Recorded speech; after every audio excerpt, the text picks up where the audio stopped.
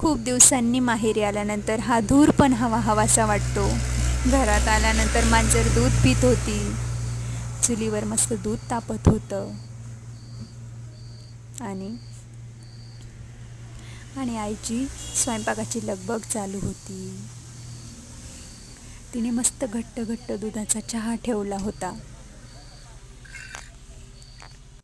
सकाळचा चहा पाणी झाल्यानंतर आम्ही मस्त माऊसोबत खेळत होतो. त्यानंतर तिची औषधांची वेळ झाली आणि दिवसभर पाऊसच चालू होता. आणि मी माऊला झोका देत देत माझं एम्ब्रॉयडरीचं काम करत होती. नंतर तिला मस्त फिरायला घेऊन गेली तिची झोप झाल्यानंतर.